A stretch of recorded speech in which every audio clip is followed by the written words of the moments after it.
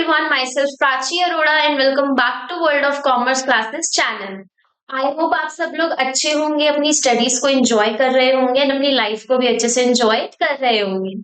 जैसा कि हम सबको पता है, हमने लास्ट लेक्चर के अंदर अपना chapter number 5 that was organising उसे कंप्लीट कर लिया था एंड आज हम लोगों को अपना chapter number 6 that is staffing वो स्टार्ट करना है।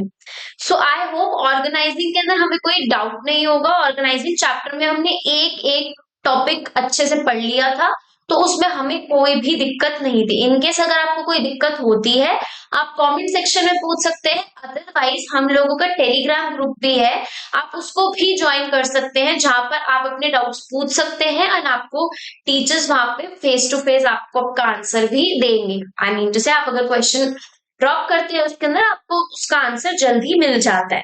सो वहां पे हम लोग ये फैसिलिटी रखते हैं कि आपके जितने भी डाउट्स होते हैं वो सॉल्व हो जाएंगे। तो प्लीज टेलीग्राम चैनल का ग्रुप डिस्क्रिप्शन में है, उसको जाकर ज्वाइन कर लीजिए। ठीक है, तो ज्यादा टाइम वेस्ट नहीं करेंगे, अपने आज के लेक्चर को स्टार्ट करेंगे। Chapter number 6 that is staffing. Organising में वैसे हमारा काफी टाइम लिया था क्योंकि बहुत लेंथी चैप्टर था एंड इम्पोर्टेंट भी था। Same goes with this also, ये भी चैप्टर बहुत ज्यादा इंपॉर्टेंट है, बहुत बहुत बहुत ज्यादा इंपॉर्टेंट है, काफी अच्छी वेटेज एग्जाम के अंदर रखता है। ठीक है, तो हम सबसे पहले अपने चैप्टर को स्टार्ट करते हैं। स्टाफिंग, अगर मैं आप लोगों से पूछूं what do you understand by the term staffing, आप लोग क्या बोलेंगे? स्टाफिंग कैसे बना है ना, देखो एक तो स्टाफ आ रहा है इसके अंदर, वर्ड क्या आ रहा है? Staff plus ING. ये तो हम बचपन में पढ़ते आए हैं, किसी के भी आगे आईएनजी लगा दो वो कॉन्टिन्यूअस टेंस हो जाता है। तो अगर मैं फिलहाल बात करूं तो हम आईएनजी को भूल जाते हैं, सिर्फ फोकस करते हैं ऑन द वर्ड स्टाफ। तो आप लोग स्टाफ से क्या समझते हैं? मैम स्टाफ का मतलब नॉर्मली अगर हमारी ऑर्गेनाइजेशन है उसके अंदर एक स्टाफ होता है काम करने के लिए, जो every organisation needs a staff, every workplace needs a staff, ताकि वर्क करा जाए। एक सिंगल पर्सन सारा वर्क नहीं कर सकता अनटिल एंड अनलेस वो सोल प्रोप्राइटरशिप हो या one person company, one man company, still आपको स्टाफ की रिक्वायरमेंट तो तब भी रहती है। ठीक है, अब मैं अगर बात करूं तो मैं इसका मतलब हमें क्या समझ में आ रहा है भाई, स्टाफ रखना। पर क्या आप ऐसे ही किसी को भी रख लेंगे स्टाफ में?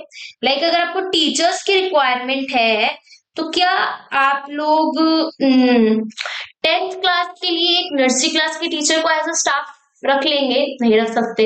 If you need a person who can cook in a good way and आपको चाहिए साथ में एक लाइक कुक चाहिए आपको, एंड कुक के साथ में आपको उसके कुछ लोग चाहिए जो उसकी हेल्प कराएंगे। अब आपको काम करवाना है कुक वाला, लेकिन आप पर्सन अपॉइंट कर रहे हैं ट्यूटर्स, क्या ये वर्क करेगा? No, this will not work. तो स्टाफिंग का मतलब क्या हो गया, या स्टाफिंग तो एक सिंपल में स्टाफ बोलूं तो हम कोई भी अलग अलग स्टाफ नहीं रख सकते, हमें वही स्टाफ चाहिए जिसकी हमें रिक्वायरमेंट है। If we want a teacher we will appoint a teacher, if we want a cook we will appoint a cook, if we need a sweeper तो हम स्वीपर के स्टाफ के लिए पर्सन को अपॉइंट करेंगे, ऐसे ही किसी को भी नहीं कर सकते। तो ये तो समझ में आ गया कि हम उसी पर्सन को अपॉइंट करेंगे जिसकी हमें रिक्वायरमेंट है या जो उस पर्टिकुलर जॉब के लिए राइट है। जैसा कि मैंने यहाँ पे क्या लिखवाया है आपको, हमें कुकिंग करानी है तो हमें कौन चाहिए होगा? बेटर कौन है? कुक। हमें टीचिंग के लिए चाहिए तो हमें कौन सा स्टाफ चाहिए? एज अ टीचर का स्टाफ चाहिए। ठीक है, सो ये कौन हो गए इस पर्टिकुलर जॉब के लिए, इस पर्टिकुलर जॉब के लिए ये कौन हो गए? ये राइट पर्सन हो गए। कौन हो गए? Right person for this particular job. कौन हो गए ये लोग? Right person. ठीक है, ये हमको समझ में आ गया। अब हम नीचे बढ़ते हैं और देखते हैं कि लिखा क्या है। देखो अभी इतने सारे लोग हैं ना, ये हमने टोटल यहाँ पे कितने लोग हैं? 6 लोग हैं। अब इन 6 के 6 में से ये बंदा अलग ही चमक रहा है, अब सेम लग रहा है। ठीक है ना? ठीक है, चलो देखो यहाँ पे टोटल 6 बंदे हैं और ये एक लौता बंदा अलग चमक रहा है। क्यों? क्योंकि ये कौन है, ये हमें वही पर्सन है जो हमें आउट ऑफ 6 हमारी जॉब के लिए क्या है, परफेक्ट है। एक पर्टिकुलर वैकेंसी, एक ऑफिस के अंदर किसी वर्क के किसी काम के लिए वैकेंसी निकली, मानो अपने टीचिंग के एग्जाम्पल पे रहते हैं, हमें चाहिए एक 10th क्लास के मैथमेटिक्स के टीचर की रिक्वायरमेंट है हमें, ठीक है। कौन चाहिए हमें, हमें चाहिए 10th क्लास के मैथ्स की टीचिंग के लिए हमें एक टीचर चाहिए। 10th मैथ्स, ये हमारी क्या है, रिक्वायरमेंट है। 10th का मैथ्स का टीचर इज आवर रिक्वायरमेंट। अब यहाँ पे क्या सिर्फ एक ही पर्सन आएगा एज अ टीचर, नहीं, बहुत सारे लोग आएंगे कि मैम हमें रख लो, हम मैथ्स पढ़ाते हैं, हम मैथ्स पढ़ाते हैं। बहुत सारे लोग आएंगे जो मुझे बोलेंगे कि we want to teach at your place. क्या मैं 6 के 6 रखूंगी? नहीं, वैकेंसी तो एक ही पर्सन की है, 6 लोग तो नहीं पढ़ा सकते हैं। तो मैं उन 6 के 6 लोगों को ऑब्जर्व करूंगी, एक प्रॉपर एक क्राइटेरिया है उसको फॉलो करूंगी, and after all of this मैं एक कॉम्पिटेंट पर्सन को चूज करूंगी, एक प्रॉपर पर्सन को चूज करूंगी जो उस जॉब के लिए परफेक्ट है। So which means the right person for the right job, सही बंदे को रखना सही काम के लिए। 10th क्लास के मैथमेटिक्स के टीचर के लिए वैकेंसी निकली है, तो मैं कोई स्वीपर को अपॉइंट नहीं कर सकती, या मैं प्राइमरी स्कूल के टीचर को 10th की मैथ्स के लिए अपॉइंट नहीं कर सकती, which means right person for the right job. यही हो रहा है यहाँ पर भी, 6 लोग आए हैं, इन 6 में से हमने इस पर्सन को चूज किया क्योंकि ये राइट पर्सन है।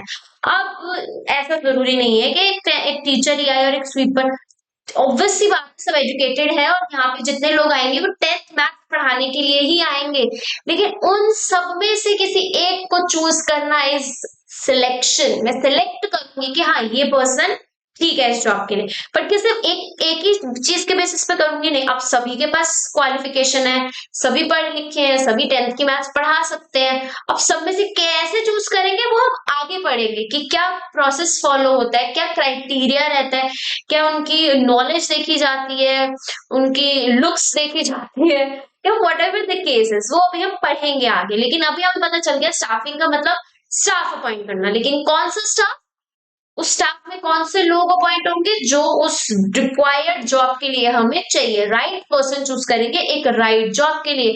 स्वीपर के काम के लिए 10th की टीचर को अपॉइंट नहीं कर सकते, ना ही 10th की मैथ्स पढ़ाने के लिए किसी स्वीपर को अपॉइंट कर सकते हैं, या फिर किसी प्राइमरी स्कूल के टीचर को अपॉइंट कर सकते हैं।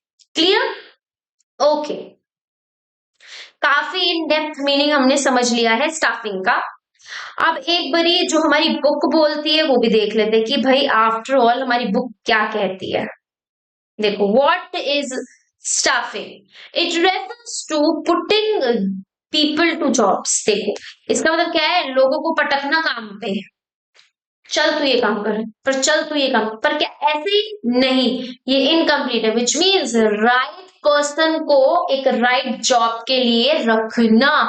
दिस सेंटेंस इज इनकम्प्लीट, ये मैंने खुद आपकी बुक में ऐसा दे रखा है, लेकिन this is incomplete. Refers to putting people to the jobs is staffing. देखो, स्टाफिंग का मतलब, लेकिन इसके it can also be said that it means filling and keeping filled the post with people.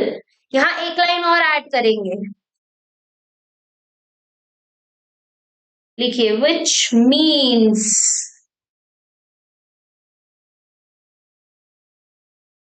Appointing right person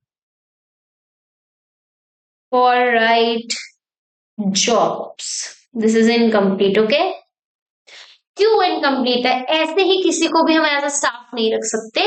right person को right job के लिए रखना in staffing.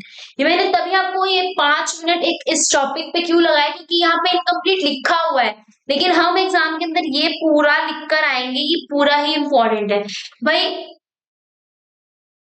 Vacancy is for 10th class maths teacher. Can I appoint English teacher for maths?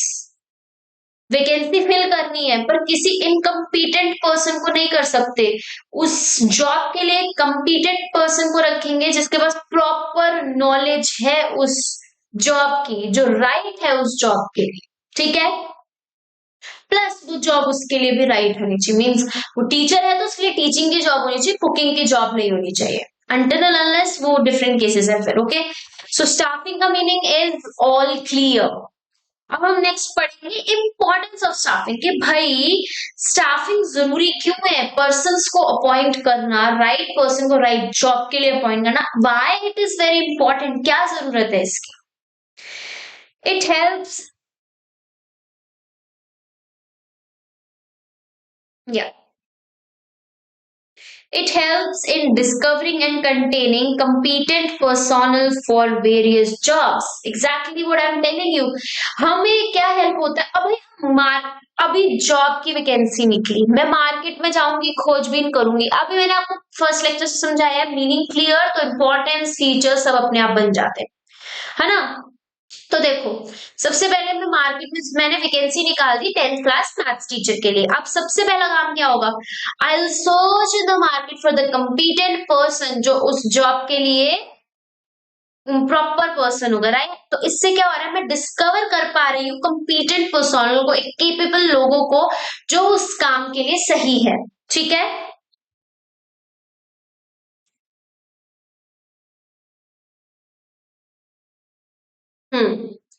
Next is it makes for higher performance by putting right person उधर रहेगा। अगर सही बंदे को सही जॉब पर बिठाएंगे तो परफॉर्मेंस भी अच्छी आएगी। This is what staffing does. अभी मैंने क्या करा, 10th की मैथ्स पढ़ाने के लिए मैंने रख दिया प्राइमरी स्कूल के टीचर को, तो क्या परफॉर्मेंस अच्छी आएगी? बिल्कुल भी नहीं आएगी, क्योंकि वो बात ही नहीं बनेगी ना यार। अभी मैं एक कॉम्पिटेंट पर्सन को रखूंगी जो जिसको उसकी नॉलेज है।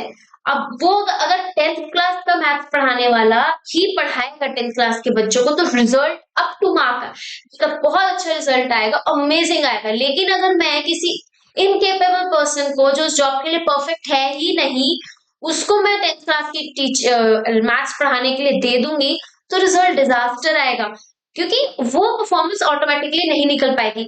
अब मेरे सामने दो लोग हैं यहाँ पे, ठीक है, देखो एक एग्जाम्पल लेते हैं,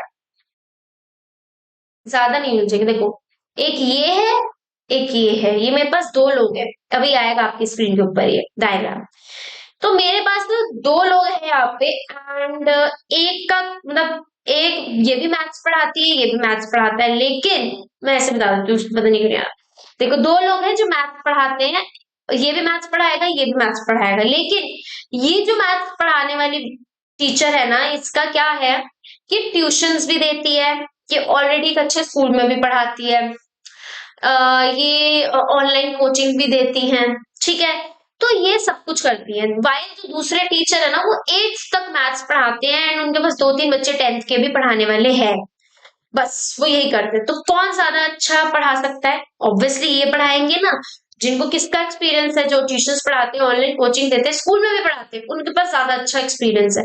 अगर मैं उनको अपनी अकेडमी में रखूंगी तो ऑब्वियस सी बात है, या अपने स्कूल में रखूंगी तो मेरे स्कूल का परफॉर्मेंस बहुत हायर जाएगा, क्योंकि उनके पास अच्छा एक्सपीरियंस है, अच्छी नॉलेज है। सो राइट पर्सन को अगर मैं राइट जॉब पे रखूंगी तो परफॉर्मेंस कैसी आएगी? अप, हायर परफॉर्मेंस आएगी। क्लियर। नेक्स्ट पॉइंट देखते हैं, it ensures the continuous survival and growth for the enterprise through the succession planning for managers. Obviously जब सही बंदे सही जॉब परफॉर्म कर रहे हैं तो मैं तो मार्केट में ग्रो ही करूंगी। अब वही अगर मैं किसी नर्सरी वाले को 10th पढ़ाने के लिए दे दूंगी तो डिजास्टर है, मेरा स्कूल चलेगा ही नहीं, स्कूल थोड़े दिनों में बंद हो जाएगा, लोग बोलेंगे अरे इनको पढ़ाना ही नहीं आता, बहुत बेकार एजुकेशन है यहाँ की, तो थोड़े टाइम में मेरी ऑर्गेनाइजेशन बंद हो जाएगी। तो ये क्लियर हो गया। It helps to ensure optimum utilisation of resources. भाई रिसोर्सेज का बेस्ट प्रॉपर यूज होता है यहाँ पर। Optimum utilisation of resources first chapter में बहुत अच्छे से पढ़ा है, काफी अच्छे से, कि रिसोर्स का अच्छे से सही समय सही तरीके से इस्तेमाल करना, ऑप्टिमम फुली यूटिलाइज करना। ओवर यूटिलाइज तो खैर उतना भी नहीं, अंडर यूटिलाइज भी नहीं, प्रॉपर रिसोर्स का। अब जिस पर्सन को मैं अपॉइंट कर रही हूँ ना, उससे मैं प्रॉपर अमाउंट ऑफ वर्क निकलवा रही हूँ, तो वो क्या है, उसका प्रॉपर यूटिलाइजेशन करना। फिर है इम्प्रूव जॉब सेटिस्फैक्शन। अब जो पर्सन हमारे यहाँ पे है ना, उसको जॉब सेटिस्फैक्शन होती है, क्यों? क्योंकि जब वो इतना अच्छा काम करेगा तो क्या मैं उसको सैलरी नहीं दूंगी, अच्छे बोनस नहीं दूंगी, पैकेजेस नहीं दूंगी अच्छे अच्छे?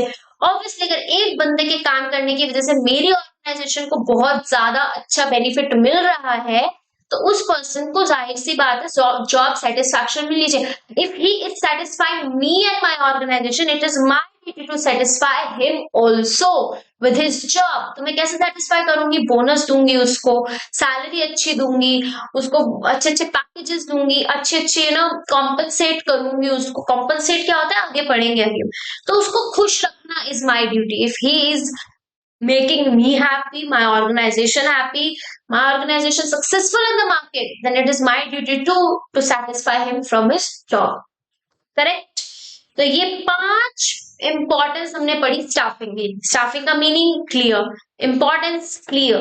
नेक्स्ट क्या हो सकता है? अब अगर हम देखें ना बुक की बात करें तो इसके बाद आपका ह्यूमन रिसोर्स मैनेजमेंट का टॉपिक है कि भाई ह्यूमन रिसोर्स मैनेजमेंट क्या होता है एंड ये स्टाफिंग से कैसे रिलेट करता है। हमारा नेक्स्ट टॉपिक यही आता है अगर हम लोग आपकी बुक पे देखें। लेकिन ह्यूमन रिसोर्स मैनेजमेंट ना थोड़ा सा अलग चला जाएगा स्टाफिंग से, एंड हमें ये भी पढ़ना है ह्यूमन रिसोर्स मैनेजमेंट क्या होता है, ये और स्टाफिंग इंटरकनेक्टेड कैसे है, इनका क्या रिलेशन है आपस में। तो वो ऑल टुगेदर एक डिफरेंट दुनिया है जो कि मैं बीच में नहीं पढ़ाऊंगी, इसको हम सबसे एंड में पढ़ेंगे कि after all human resource management है क्या चीज। इसमें मैं आराम से 15-20 मिनट का एक अच्छा सेशन लूंगी या फिर may be half an hour का, लेकिन हम इसको बहुत अच्छे से डिटेल में पढ़ेंगे। ह्यूमन रिसोर्स क्या है, ह्यूमन रिसोर्स का मैनेजमेंट क्या है। अगर आप लोग कल बीकॉम लेंगे ना तो बीकॉम के अंदर you will learn a proper subject, proper आपको ह्यूमन रिसोर्स मैनेजमेंट का सब्जेक्ट मिलेगा। तो हम अच्छे पर्सपेक्टिव से पढ़ेंगे ह्यूमन रिसोर्स मैनेजमेंट क्या और उसका स्टाफिंग से क्या लिंक है। लेकिन अभी के लिए मैं वो नहीं पढ़ाऊंगी, नहीं तो आप स्टाफिंग के टॉपिक से भटक जाए। सो नेक्स्ट पॉइंट हमारा आता है स्टाफिंग प्रोसेस, कि भाई स्टाफिंग का प्रोसेस क्या है। देख अभी मुझे किसी पर्सन को रखना है अपने पास तो मैं ऐसे नहीं रखूंगी, ऑब्वियसली एक प्रॉपर प्रोसीजर फॉलो करना पड़ेगा, मुझे हर काफी चीजों का ध्यान रखना पड़ेगा। सबसे पहला क्या है, मैन पावर रिक्वायरमेंट। सबसे पहले मैं ये देखूंगी कि मुझे कितने लोगों की जरूरत है अपनी ऑर्गेनाइजेशन में। क्या ऐसे रख लूंगी, एक पर्सन की वैकेंसी है तो एक ही पर्सन चाहिए ना। सो मैं सबसे पहले क्या देखूंगी, मैन पावर रिक्वायरमेंट। मुझे कितने लोगों की जरूरत है, मेरा कितना काम है और मुझे इस काम के लिए मेरे पास कितने लोग ऑलरेडी है और कितने लोगों की मुझे जरूरत है। सपोज अगर मेरी कोई फैक्ट्री है तो मुझे 10 लोग मेरे पास है एंड मुझे 15 लोग और चाहिए। सो रिक्वायरमेंट कितने लोगों की निकल रही है मेरे पास, 15 लोगों की, कि मुझे कितने लोग चाहिए, 15 लोग। कितने? 15 लोग मुझे चाहिए। फिर क्या होगा, रिक्रूटमेंट होगा। रिक्रूटमेंट मतलब एनी गेसेस कि रिक्रूटमेंट क्या होगा, कुछ सिलेक्शन होता होगा। इसके अंदर बेसिकली क्या होगा, मैं अपनी उस पर्टिकुलर जॉब के लिए एम्प्लॉय सर्च करना स्टार्ट कर दूंगी। मेरे को 15 लोग चाहिए, then I will start searching. मैं वैकेंसीज डालूंगी, बहुत सारे एडवर्टीजमेंट वगैरह करूंगी, या बहुत सारे क्राइटेरिया होते हैं, वो सब हम आगे डिटेल में पढ़ेंगे। सो कहने का मतलब क्या है, मैं प्रॉपरली सर्च करना स्टार्ट कर दूंगी अब उन 15 लोगों के लिए। तो यहाँ पे क्या आ जाएगा, मेरा फाइनल प्रोसेस आएगा सर्चिंग, कि मैं सर्च करना स्टार्ट कर दूंगी, मैं डिस्कवर करूंगी कि मुझे ये सही रहेगा, ये सही रहेगा, ये सही रहेगा। तो आई will start finding them. Okay, पहले मैंने देखा मुझे 15 लोगों की जरूरत है, मैं सर्च करूंगी फिर उन 15 लोगों के लिए। फिर फाइनली जाहिर सी बात है 15 लोग चाहिए, तो 15 लोग तो मुझे 15 के 15 तो मिलेंगे नहीं, बहुत सारे 40-50 के आसपास मुझे मिलेंगे उस पर्टिकुलर जॉब के लिए। मेरे पास बहुत सारे लोगों के सीवी आएंगे, रिज्यूमे आएंगे, तो मेरे पास 40-50 लोगों के आएंगे और उन 40-50 में से 15 सिलेक्ट करना इज व्हाट, सिलेक्शन। अब वो कैसे होगा वो भी आगे पढ़ेंगे कि मैम सिलेक्शन कैसे होगा। तो सबसे पहले मैंने देखा मुझे 15 लोगों की जरूरत है, उन 15 लोगों के लिए मैंने सर्च करना स्टार्ट किया, वैकेंसीज डाली। देन फाइनली मेरे पास जितने सीवी आएंगे उनमें से मैं प्रॉपर पर्सन को सिलेक्ट करूंगी। Then placement and orientation, finally मैं उनको अपॉइंट कर लूंगी, उनका इंट्रोडक्शन कराऊंगी अपने एंटरप्राइज से, उनके काम से, हर चीज से क्या होगा, उनका इंट्रोडक्शन एंड उनका प्लेसमेंट हो जाएगा। फिर होगा परफॉर्मेंस अप्रेजल। परफॉर्मेंस अप्रेजल क्या होता है ये हम अभी आगे पढ़ेंगे। Then training and development, finally उनकी ट्रेनिंग की जाएगी, उनकी डेवलपमेंट की जाएगी। देन आता है हमारा प्रमोशन करियर प्लानिंग। ये तो सबसे लास्ट के स्टेप्स आ गए कि फाइनली जो बहुत अच्छे होंगे उनको प्रमोट कर दिया जाएगा, you know, and so on. Then compensation means हम उनको फाइनली उनको जॉब सेटिस्फेक्शन का प्रोसेस आता है यहाँ पे कि फाइनली उनको बोनस अच्छे अच्छे पेमेंट्स देके उनको उनकी जॉब से सेटिस्फाई करेंगे, उन्हें कॉम्पनसेट करेंगे बाय वे ऑफ बोनस, अच्छी सैलरी, ठीक है। सो ये हमारा क्या था, ये पूरा का पूरा था हमारा स्टाफिंग प्रोसेस। ये मैंने बहुत ऊपर ऊपर से बताया, मैंने आपको क्लियरली ये नहीं बताया कि भाई परफॉर्मेंस अप्रेजल क्या होता है। अब ट्रेनिंग किसकी होती है यहाँ पर, जैसे ट्रेनिंग नए लोगों की होगी और डेवलपमेंट किसकी होगी, एक्जिस्टिंग लोगों की डेवलपमेंट होती है। ट्रेनिंग नए नए लोगों को दी जाएगी, डेवलपमेंट जो एक्जिस्टिंग ऑलरेडी है हमारे ऑर्गेनाइजेशन उनको डेवलपमेंट दिया जाएगा। प्रमोशन करियर प्लानिंग क्या होता है मैंने ये अभी नहीं बताया। परफॉर्मेंस अप्रेजल, सो मैंने ओवरव्यू दिया है आप पूरे स्टाफिंग प्रोसेस का। अब अगर मैं आगे बात करूंगी ना, तो हम अभी इसको आगे इतना डिटेल में पढ़ने वाले हैं कि मैं यहाँ अभी इतना डिटेल में आपको बताया नहीं। अभी हम स्टाफिंग प्रोसेस पढ़ेंगे। देखो अभी रिक्रूटमेंट आपको फिर छोटा सा पॉइंट दिख रहा है, रिक्रूटमेंट के ऊपर एक पूरा इतना बड़ा टॉपिक जिसमें हमारी पूरी एक क्लास जाएगी और कोई 20-25 मिनट की नहीं जाएगी, उसके ऊपर कम से कम ना 40-45 मिनट्स की क्लास जाएगी, क्योंकि उसमें हमारे सोर्सेज है, फिर उसके बाद इंटरनल एक्सटर्नल टाइप्स है, बहुत सारी चीजें, ठीक है। तो हम पढ़ के चलेंगे। सो आई वाज टेलिंग कि रिक्रूटमेंट के ऊपर हमारा एक अलग से टॉपिक जाता है जिसको हम बहुत अच्छे से बहुत डिटेल में पढ़ने वाले हैं। Same goes with selection, training, development, बहुत सारी है जिसके ऊपर हमारी एक प्रॉपर क्लास जाएगी, ठीक है। तो ये हम वहां पर तो इन डिटेल पढ़ने ही वाले हैं, ऑलराइट। तो यहाँ पे हमारे जो बुक की भी अगर मैं बात करूँ तो हमें सिर्फ ओवरव्यू दिया है। प्रॉपरली जो पढ़ने की बात है वो हम आगे इन डिटेल में एज अ प्रॉपर टॉपिक पढ़ने ही वाले हैं। सो आज की क्लास को मैं यहीं पे एंड करूंगी। थोड़ा सा डिस्टर्बेंस हुआ है बीच में, उसके लिए आई एम सो सॉरी। सो अभी आज की क्लास के लिए इतना ही। नेक्स्ट क्लास के अंदर हम पूरा स्टाफिंग का प्रोसेस अच्छे से इन डिटेल में पढ़ेंगे, एंड जो नेक्स्ट टॉपिक उसका स्टार्ट होगा उसको थोड़ा सा ग्लिम्स मैं आपको दे दूंगी। अभी मैंने आपको इसके बारे में पढ़ाया, एक बार घर से फटाफट से रीड जरूर कीजिएगा ताकि बेटर क्लियरेंस आएगी आपको नेक्स्ट लेक्चर के अंदर। So that's it for today's video. Don't forget to subscribe World of Commerce Classes channel. Till then, take care. Bye. This side Prachi Arora signing off. See you in the next class.